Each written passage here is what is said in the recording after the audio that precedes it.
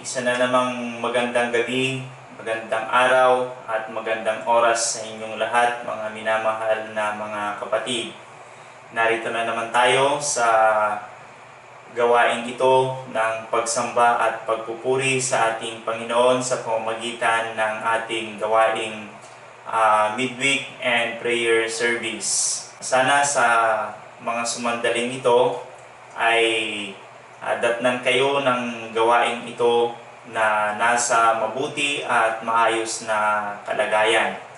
Lalong-lalo na sa inyong mga minamahal naming mga kapatid na nasa ibayong dagat. Nawa ay datnan kayo ng ating gawain ito na nasa maayos na kalagayan. Purihin natin ang ating Panginoon sa mga oras na ito dahil sa kanyang walang sawang kabutihan at pagmamahal sa atin na atin namang nararanasan, atin namang nararamdaman. Kaya ibalik natin ang pasasalamat at pagpupuri sa Kanya sa mga sandaling ito. Inaanyayahan ko kayo sa isang panalangin. Mahal naming Panginoong Diyos, maraming salamat na naman pong muli sa pagkakataong ito at sa mga sumandaling ito na inyo na namang ibinigay sa amin. Salamat po sa inyong paggabay sa mga nakaraang araw at sa pamamagitan ninyo nagampanan namin, natapos namin at nagawa namin ang inyong mga iniatang sa amin na mga gawain. Salamat sa kalakasan, salamat sa mga biyaya na aming tinanggap sa mga nagdaang araw, Panginoon. Ang aming gawain ito ay aming iniaalay sa inyo bilang aming pasasalamat at pagpupuri sa inyo.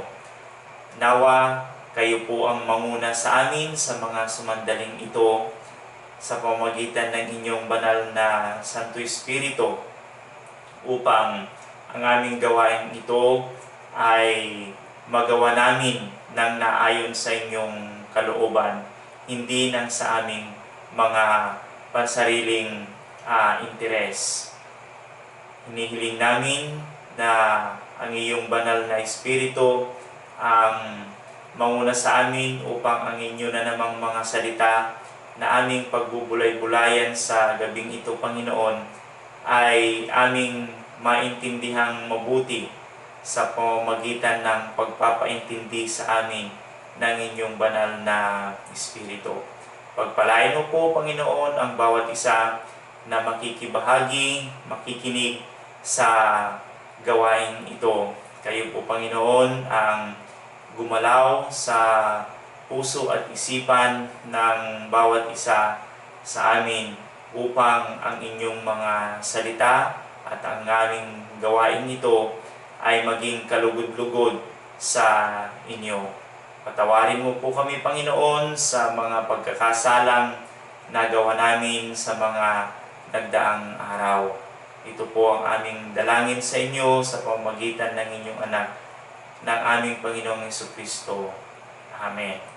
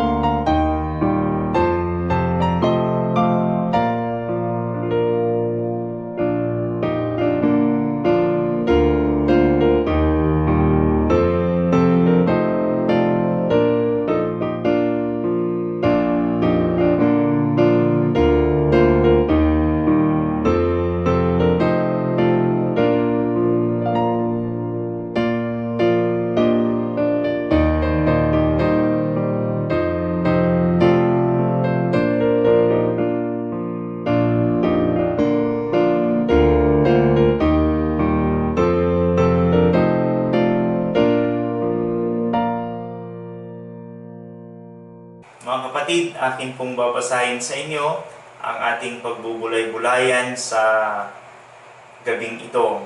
Matatagpuan sa Lumang Tipan, sa aklat na sinulat ni Moises, Exodus chapter 33 verses 1 hanggang 6. At ganito ang mababasa. Sinabi ni Yahweh kay Moises, "Umalis na kayo rito at magtungo sa lupaing aking ipinangako kina Abraham, Isaac at Jacob na ibibigay ko sa kanilang lahi. Ang pupuntahan ninyo'y isang mayaman at masaganang lupain.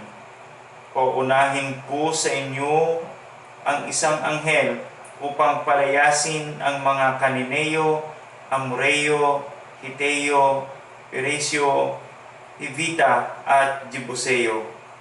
Hindi ako ang sasama sa inyo at baka malipol ko lamang kayo sa daan dahil sa katigasan ng inyong ulo."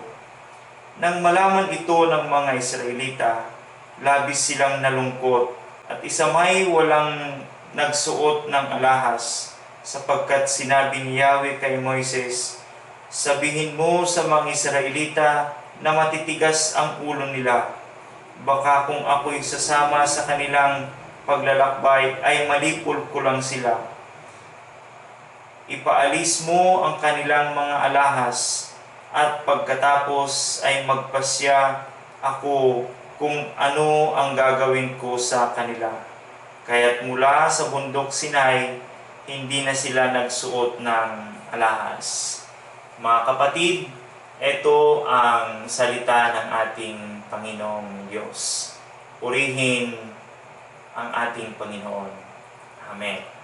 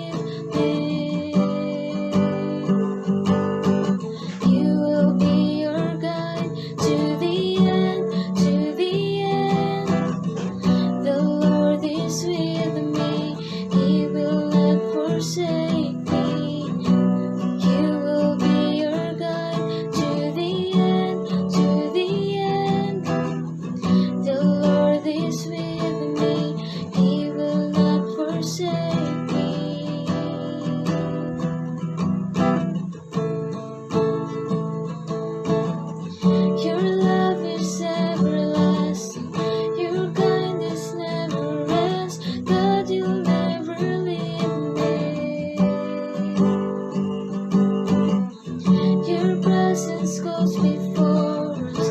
Your glory has no end.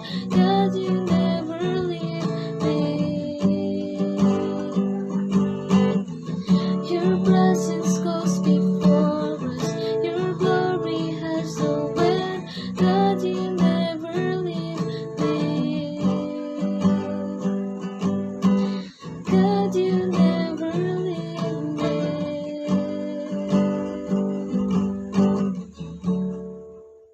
Magandang gabing muli sa inyong lahat, mga minamahal na kapatid.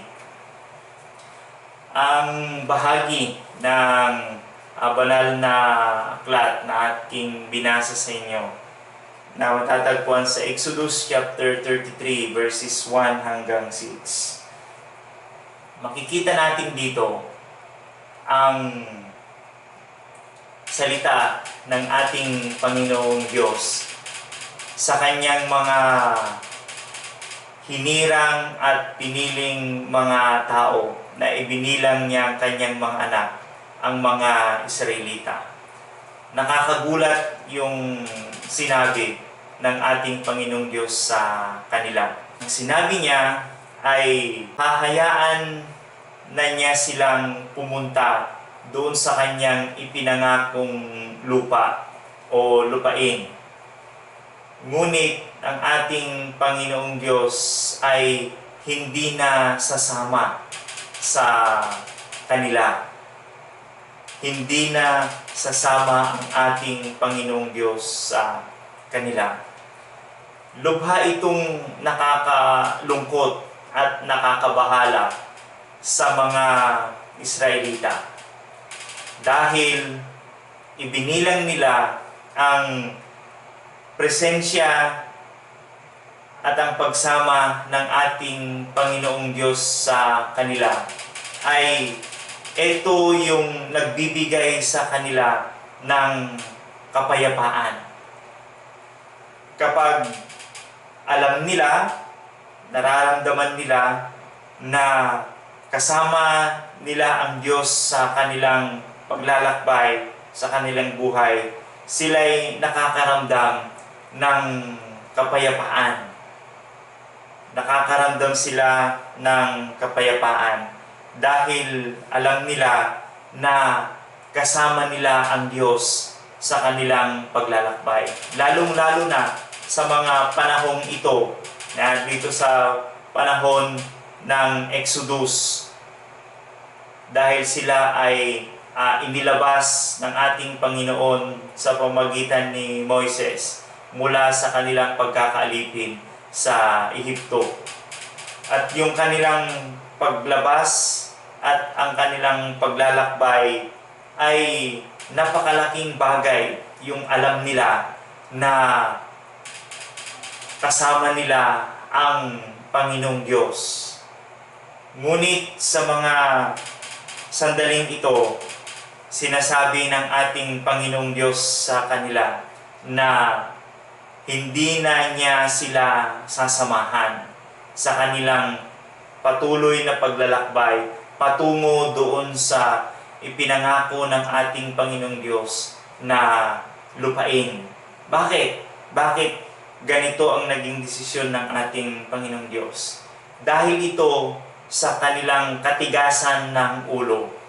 Recently, yung kanilang napakalaking kasalanan dito sa Exodus chapter 32 ay yung nagsumamba sila sa isang imahe na kanilang pilit na ipinagawa kay Aaron na gintong guya o gintong baka, na ibinilang nila na ito yung kanilang Panginoong Diyos, na ito yung naglabas sa kanila mula sa Ehipto at ito yung gagabay sa kanilang paglalakbay. Ito nagalit ang ating Panginoong Diyos dahil ang mga Israelitang ito ay gumawa sila ng imahe na kanilang sinamba. Ito ay lubusang hindi pagkilala sa ating Panginoong Diyos at paglabag sa kanyang kautusan. yung utos niya doon sa Ten Commandments, yung una at pangalawa, na ang ating Panginoong Diyos lamang ang kanilang magiging Panginoon. At hindi sila sasamba sa anumang imahe na gawa ng tao. Dito, nagpagawa sila ng imahe at kanila itong sinamba. At dito, nagalit ang ating Panginoong Diyos. At dahil dito, sinabi ng ating Panginoong Diyos na hindi na siya sasama sa kanilang paglalakbay. Mawawala na yung kanyang presensya. Mawawala na yung kanyang presensya sa mga Israelita sa kanilang paglalakbay. Kapag alam natin na kasama natin ng Diyos, maliban sa nagkakaroon tayo ng kapayapaan, ng peace of mind, dahil alam natin na kasama natin ng Diyos, alam natin na ang God is our refuge and our strength. Alam natin na malayo tayo sa anumang kapahamakan. Kaya nawawala yung takot natin. Alam natin na tayo ay nasa mga mabubuting kamay. Ganon yung nararamdaman natin kapag alam natin na we are in the presence of the Lord. And the Lord is also present in us. Isa pa, kapag alam natin na kasama natin ang Diyos, nagkakaroon tayo ng kagalakan, nagkakaroon tayo ng joy. Dahil alam natin na mga ginagawa natin ay nalulugod yung ating Panginoong Diyos sa atin. Nagkakaroon tayo ng kagalakan dahil alam natin na malayo tayo sa anumang kapahamakan. Nagkakaroon tayo ng kasiguraduhan sa ating buhay. Kapag nasa presence tayo ng ating Panginoon, maliban sa peace, maliban sa joy, nagkakaroon din tayo ng security. Alam natin na secured tayo. Alam natin na secured tayo. Alam natin na yung buhay natin ay nasa mga mabubuting paggabay, mabubuting kamay na siyang gumagabay sa atin. Na hindi tayo pababayaan, hindi tayo makakaramdam ng pagkakapabaya. Secured tayo kapag alam natin na nasa atin yung presence ng ating Panginoon. Ganon din, nakakaramdam tayo ng proteksyon. We are protected. We are protected in the presence of our Lord. Ganon din na nagkakaroon tayo ng hope o kaya ng pag-asa. Nagkakaroon tayo ng pag-asa na anuman yung pinagdadaanan natin ngayon, dahil alam natin na meron yung presence ng ating Panginoon, ay alam natin na ang patutunguhan o pupuntahan pa rin natin ay doon sa maayos at magandang kalagayan. There is hope kapag alam natin na nasa presence tayo at alam natin na ang presence ng ating Panginoon ay nasa atin. Ang lahat ng mabubuti, ang lahat ng kabutihan ay nasa sa atin kapag alam natin na tayo ay nasa piling o nasa presensya ng ating Panginoon. Ngunit kapag alam natin na nawala ang ating Panginoon o yung presensya ng ating Panginoon, alam natin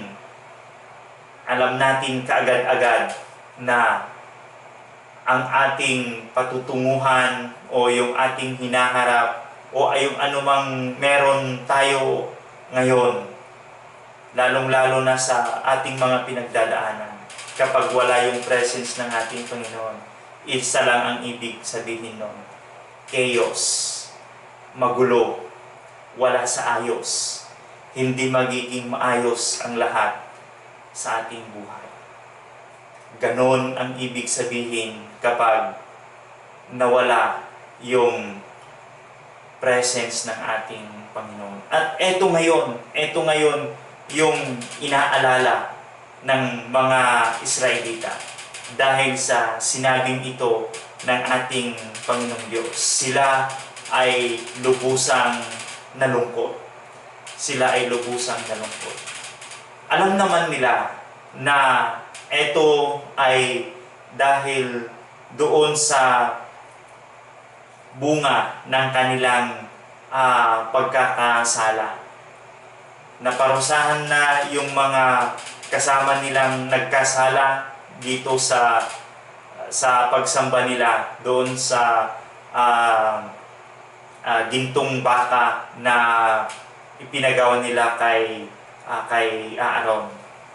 Ngunit maglalakbay pa sila. Pupunta pa sila doon sa ipinangakong lupa ng ating Panginoong Diyos. At ang mahirap na para sa kanila ay hindi na nila kasama ang Diyos.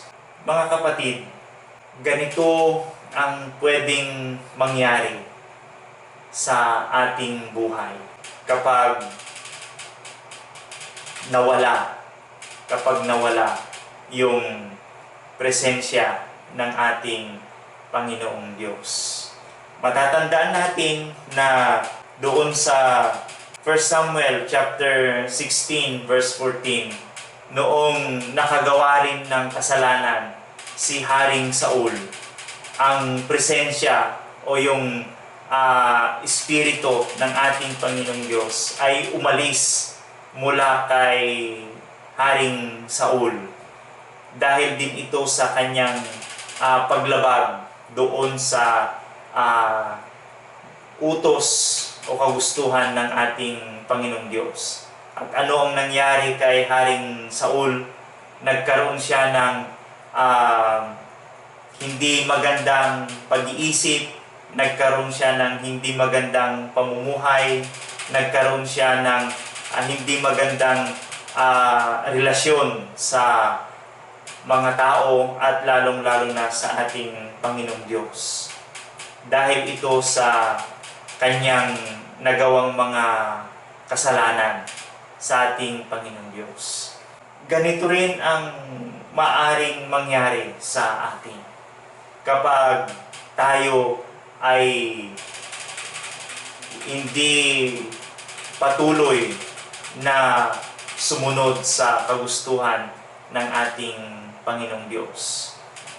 Tandaan natin doon sa mga nakaraang aralin natin doon sa Gospel of Matthew, doon sa lalong-lalo na doon sa parable of the wedding feast, doon sa patuloy na pagpapaanyaya ng hari doon sa mga taong kanyang pinili at kanyang mga inanyayahan. Nung sila ay kanya nang tawagin, hindi sila pumunta, hindi sila sumunod doon sa kanyang imbitasyon. Ano ang ginawa ng hari dito? Ang ginawa niya ay kanyang pinarusahan yung mga tao na kanyang pinili na at kanya nang inanyayahan, kanya nang ipinaghanda, pero hindi pa rin pumunta. Ganon din yung maaring mangyari sa atin, kagaya ng ang mga tao dito sa parable of the wedding feast at kagaya ng mga Israelitang ito na pinarusahan ng ating Panginoon dahil sa patuloy na pagsuway at hindi nila pagsunod sa atin. Maliban sa lalayasan tayo ng presensya ng ating Panginoon, magkakaroon pa yung ating buhay ng chaos o kaguluhan o out of order yung ating buhay.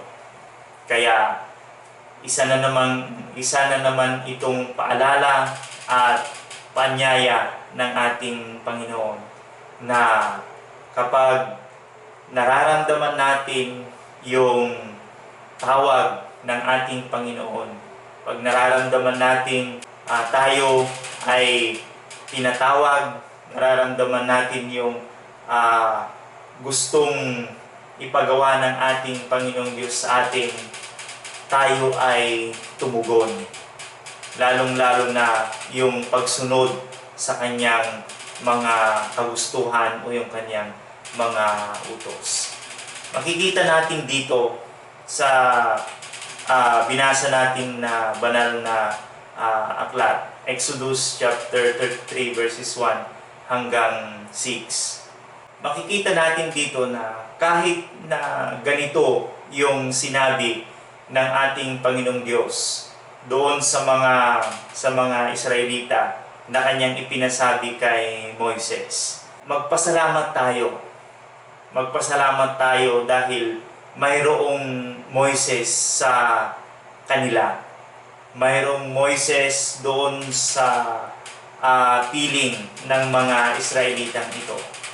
Dahil kung titignan natin dito, si Moises ay napakalaking tulong sa pamamagitan ng kanyang pagpapamagitan sa mga Israelitang ito dahil sa kanilang mga kasalanang nagawa.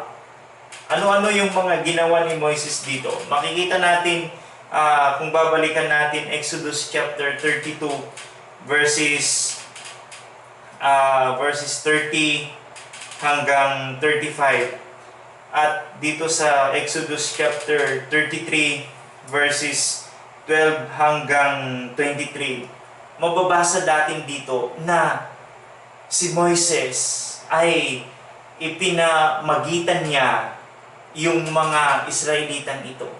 Siya yung humingi ng kapatawaran para sa mga Israelitang ito.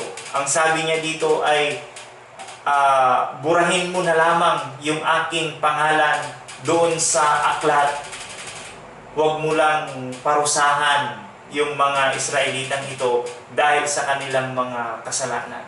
Imagine that. Kinukuha na ni Moises yung lugar ng mga Israelitang ito dahil sa kanilang mga kasalanan para wag lamang silang maparusahan. Ang sabi ng Panginoon ay lilipulin na niya silang lahat. Lilipulin na niya silang lahat. Hindi na niya sila sasamahan. Hindi na ako sasama sa inyo, sabi niya. Dahil sa inyong katigasan ng ulo, kung sasama ako, dahil sa pagpapatuloy niyong pagiging matigas ang ulo, baka malipol ko lamang kayo. Kaya hindi na ako sasama. Sabi pa niya sa chapter 32, lilipulin na lamang niya sila at pipili na lamang muli siya ng ibang nation, ibang nasyon o kaya ibang tao para kanyang maging anak. Ngunit si Moises ay nanatili na tagapamagitan ng mga Israelitang ito. Kaya napakalaking bagay na mayroong Moises para yung mga Israelitang ito dahil sa kanilang mga kasalanan ay hindi ibagsak ng ating Panginoong Diyos yung kanyang katuwiran o yung kanyang hustisya sa mga Israelitang ito. Meron ba kayong naalala kay Moises na nagaganap at nangyayari para sa atin din sa mga panahon ito? Tama. Sa ating panahon ngayon, laganap din yung paggawa natin mismo ng ating mga kasalanan pagsuway sa ating Panginoon, hindi pagsunod sa kanyang mga utos, at marami pang iba na forma ng kasalanan. Ngunit meron tayong nagmamahal at masugid nating tagapamagitan sa ating Panginoong Diyos. Ito ang ating Panginoong Jesucristo. Salamat! Dahil sa panahon ng Lumang Tipan, mayroong Moises na naging tagapamagitan ng mga Israelita. Sa panahon naman natin ngayon, salamat at meron tayong Panginoong Jesucristo na siyang nagmamahal, hindi nag-give up para sa atin, para patuloy tayong mahalin ng ating Panginoong Diyos. Ang ating Panginoong Jesucristo na kinuha niya mismo yung ating lugar. Imbis na tayo yung mamatay para sa ating mga kasalanan, kinuha mismo ito ng ating Panginoong Jesucristo upang siya ang namatay para sa ating lugar, para magkaroon tayo ng kapatawaran sa ating mga kasalanan. Nalungkot yung mga Israelita dahil sa sinabing ito ng ating Panginoong Diyos sa kanila na hindi na siya sasama sa kanilang paglalakbay. Yung kanyang presensya ay hindi na nila kasama. Kaya labis nila itong ikinalungkot.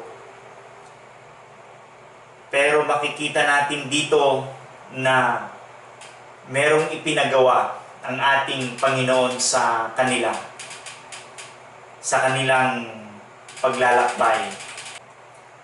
At ito yung ipinagawa ng ating Panginoong Diyos sa kanila. Ang sabi niya, ipaalis mo ang kanilang mga alahas at pagkatapos ay magpapasya ko kung ano ang aking gagawin sa kanila.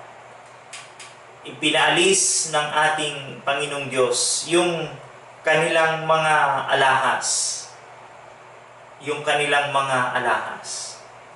Ano ang ibig sabihin nito para sa kanila at para sa ating Panginoong Diyos? Kung matatandaan natin, yung kanilang mga alahas dito sa chapter 32, ito yung pinanggalingan.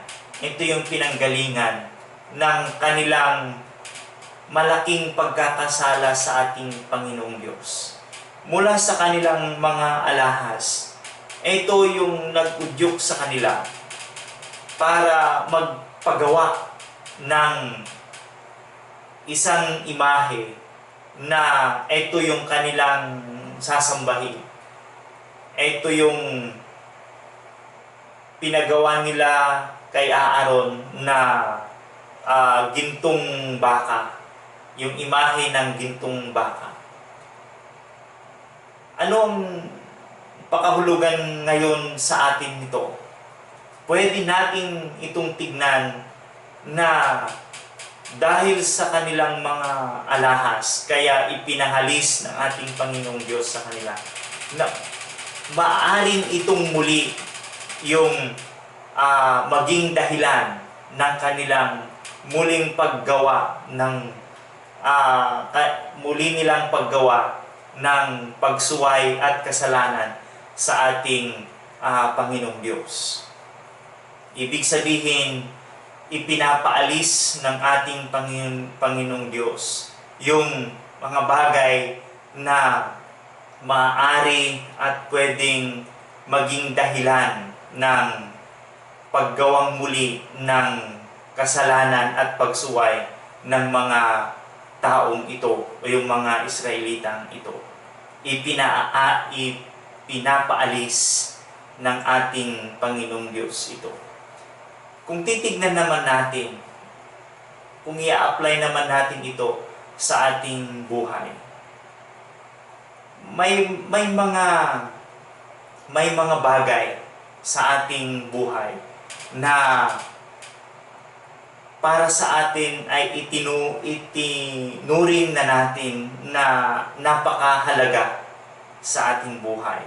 Noong panahon ng mga Israelitang ito, ang alahas napaka-importante at napakahalaga sa kanilang buhay noong panahong iyon.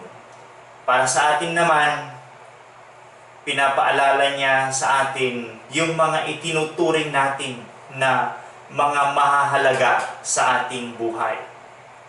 Yung mga mahahalagang maaring bagay, maaring gawain, maaring trabaho na lubhang napaka-importante sa atin. Pero maaari din ito na pagmulan ng ating pagsuway at hindi pagsunod sa mga utos o mga kagustuhan ng ating Panginoon. Tingnan nga natin yung ating mga sarili. Ano ba yung mga lubhang napakahalaga sa ating buhay? Na kung minsan, ito yung ating mga dahilan upang ma-disregard o kaya hindi na natin masunod ng tama ang ating Panginoong Diyos. Tingnan natin ang ating mga sarili. Tignan natin yung ating mga sarili. Kung meron man tayong nakikita ngayon sa ating sarili na napakahalagang bagay, na sa mga pagkakataong maisip na natin ay eto, yung minsan o madalas na pinagmumulan ng hindi ko pagsunod o paggawa ng kagustuhan o utos ng ating Panginoong Diyos.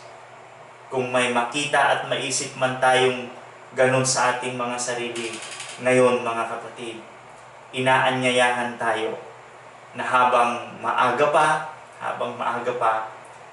kung pwede at kaya nating gawin, tanggalin, alisin, i-minimize, o kaya i-manage na mabuti at siguraduhin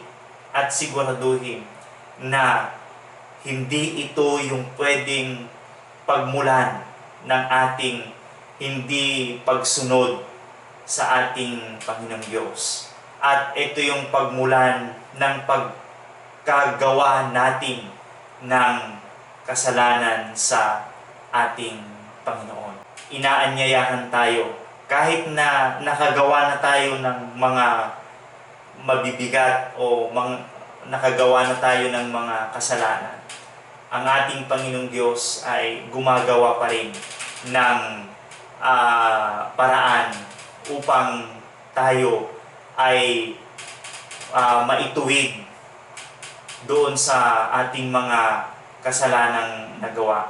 Dahil dito makikita natin na dahil sa mga alahas nila, kaya nakagawa sila ng golden calf na kanilang sinamba para maging Diyos nila. Nakita ito ng ating Panginoong Diyos, kaya ngayon ipinapatanggal na niya ito. Ipinapatanggal na niya. Ibig sabihin, ang Panginoong Diyos pa rin ang gumagawa ng paraan para matigil, umapahinto yung ating mga kasalanan, para maituro at maituwid tayo doon sa ating mga kasalanan. Mga kapatid, pinapaalalahanan tayo ng ating Panginoong Diyos sa gabing ito. Una, na pwedeng mawala yung presensya ng ating Panginoong Diyos sa atin. Pwedeng iwanan din niya tayo at hindi niya tayo samahan sa ating mga paglalakbay. Inaanyayahan niya tayo na sana wag nang dumating sa punto na mawala o hiwalayan tayo ng presensya ng ating Panginoong Diyos. Na sana sa atin yung mga ginawa ng mga Israelitang ito at huwag na natin itong tularan. Pangalawa, inaanyayahan tayo ng ating Panginoong Diyos na tignan yung ating mga sarili at alisin yung mga bagay na pwedeng pagmulan ng ating hindi pagsunod at paggawa ng mabuti para sa ating Panginoong Diyos. Ngayon pa lamang, kung pwede na natin itong bitawan, kung pwede na natin itong alisin, kung pwede na natin itong i-minimize, i-manage na mabuti, gawin na natin upang hindi na tayo humantong doon sa pagkagawa natin ng kasalanan sa pamamagitan ng hindi pagsunod sa ating Panginoong Diyos.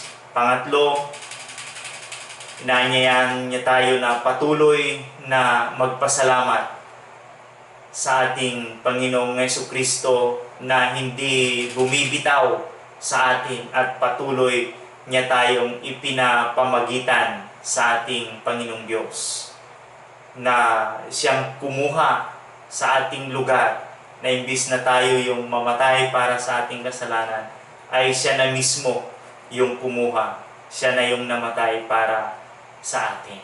Kaya sa gabing ito, mga kapatid, magpasalamat tayo sa ating Panginoong Diyos na hindi tumigil sa paggawa ng paraan para tayo ay hindi mapalayo sa Kanyang piling. Pasalamat tayo sa Kanyang dakila at walang hanggang pagmamahal sa atin. Hindi niya tayo i-give up. Hindi niya tayo pinapabayaan. Patuloy siyang gumagawa ng paraan, patuloy siyang gumagawa ng mabuti para hindi tayo lubusang malayo at mawala sa Kanya. Sana mga kapatid, sa mga pagkilos at paggawang ito ng ating Panginoong Diyos ay makita na natin at kapag nakita na natin, sana tayo ay tumugon na. Huwag na nating hintayin na ang ating Panginoong Diyos ay mag-give up na sa atin at tayo ay layasan na o kaya tayo ay Kanyang parusahan. Kaya mga kapatid, inaanyayahan tayo ng Panginoong Diyos sa gabing ito. Tayo na at sumunod sa ating Panginoong Diyos. Ang Panginoon ang siyang nagsalita sa atin sa gabing ito. Amen.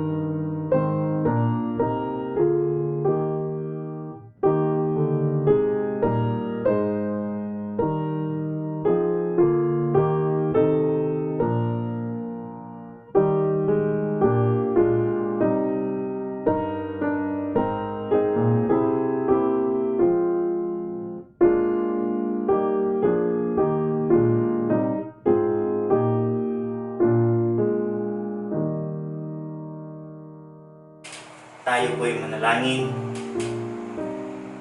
Panginoon, maraming salamat po sa gabing ito, sa mga oras na ito na inyong inilaan at ibinigay sa amin.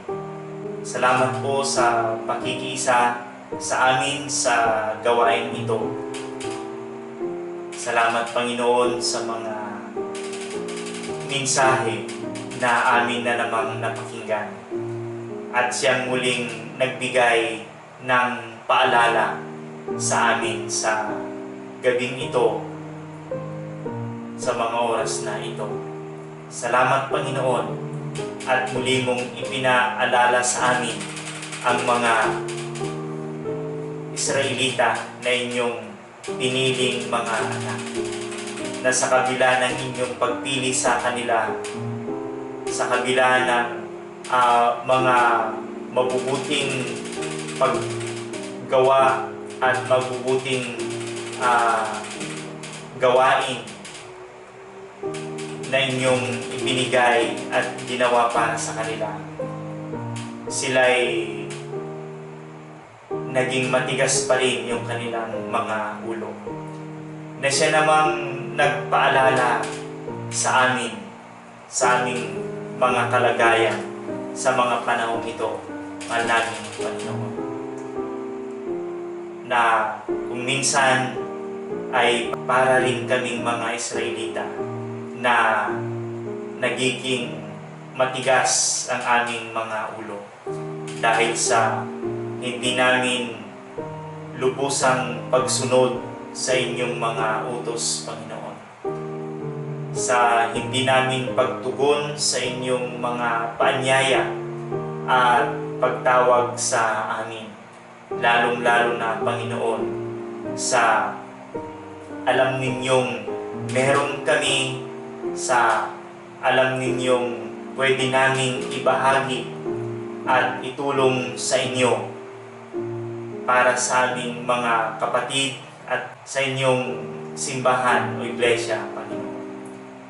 Salamat, Panginoon, at minulat mo kami sa inyong salita at mensahe sa gabing ito, na sa kabila ng aming patuloy na paggawa ng hindi mabuti, patuloy na paggawa namin ng kasalanan, ay hindi mo pa rin kami pinapabayaan.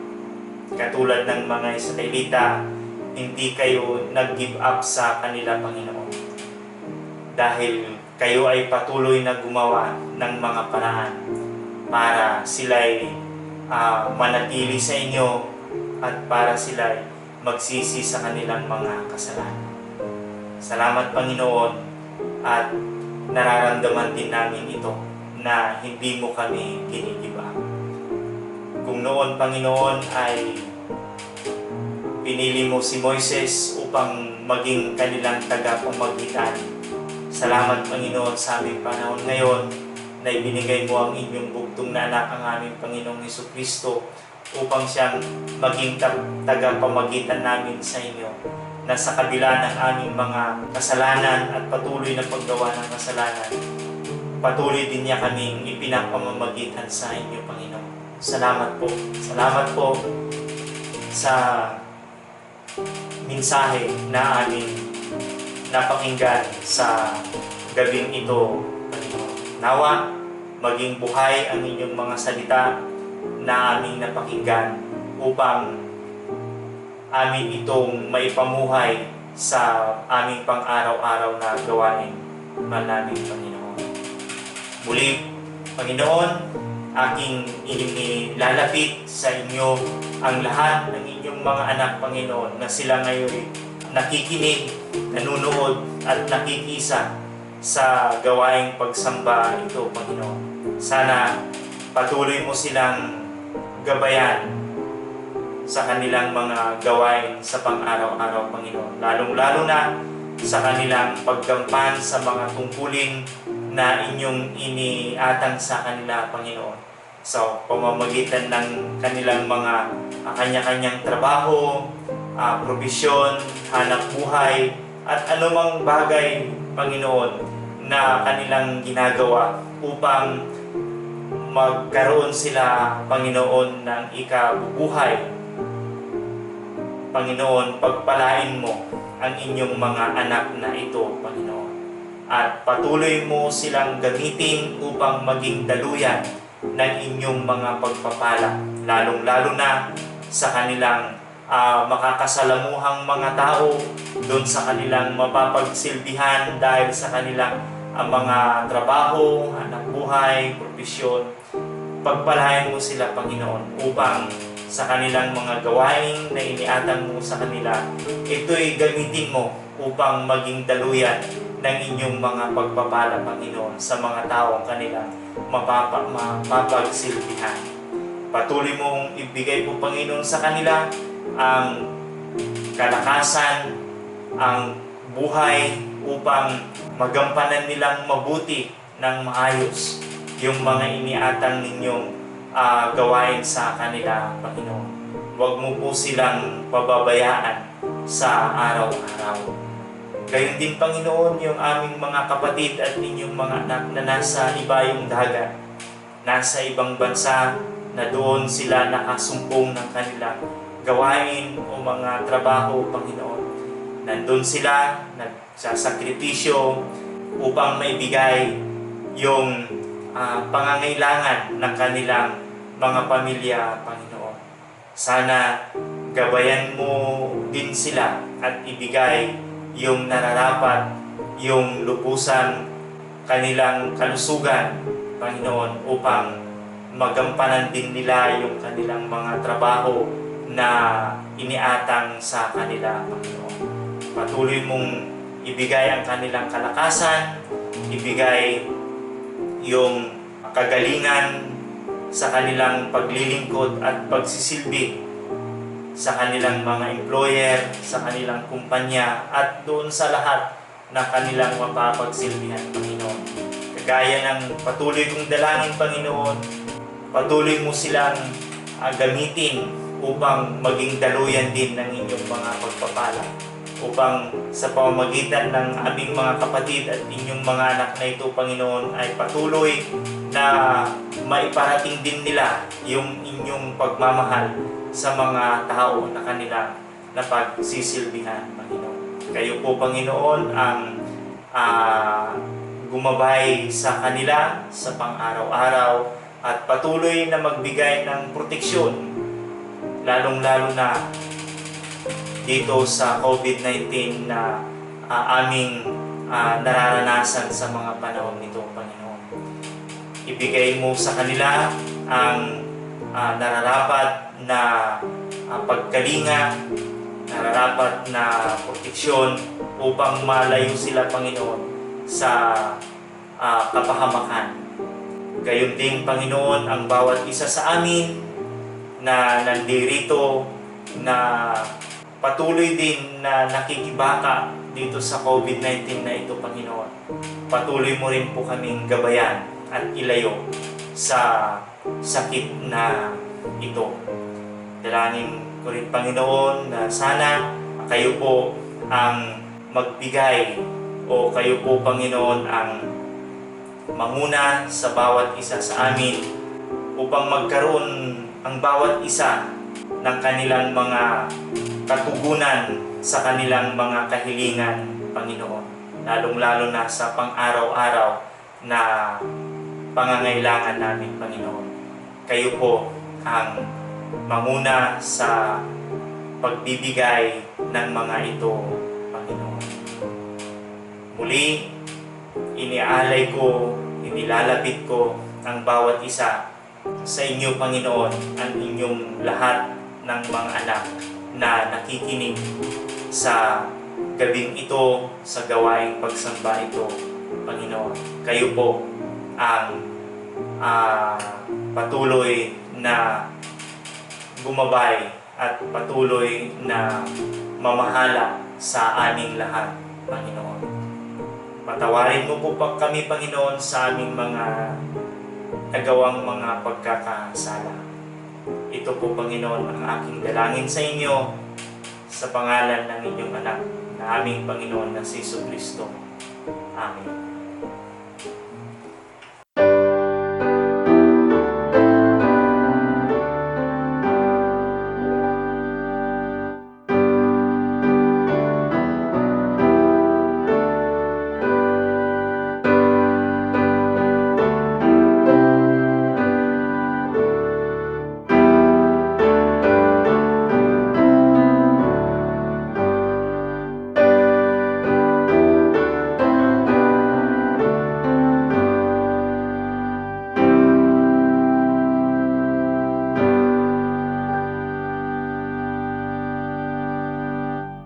Mga kapatid, tanggapin ninyo ang pagpapala ng Panginoon.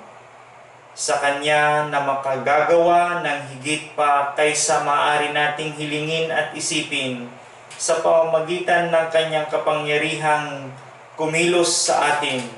Sa Kanya nawa ang kaluwalhatian sa pamamagitan ng Iglesia at ni Kristo Jesus sa lahat ng salinlahi magpakailanman. Amen.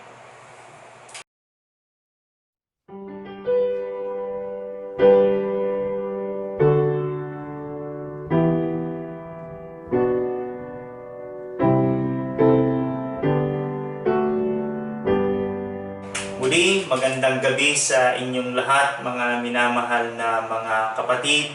Muli ko kayong inaanyayahan na makibahagi sa ministeryo ng ating simbahan dito sa Asingan United Methodist Church sa pamamagitan ng inyong mga donations o kaya inyong mga offering, lalong-lalo na sa inyong mga minamahal naming mga kapatid na nasa bayong dagat. Kayo po ay aming inaanyayahan na makiisa sa gawain at ministeryo ng ating simbahan dito sa Asingan United Methodist Church. Maaari po ninyong i-contact yung mga pangalan na nasa screen ninyo sa mga sumandaling ito. Muli, magandang gabi at ang ating Panginoong Jesucristo ang patuloy na gumawa at magpala sa ating lahat. Amen.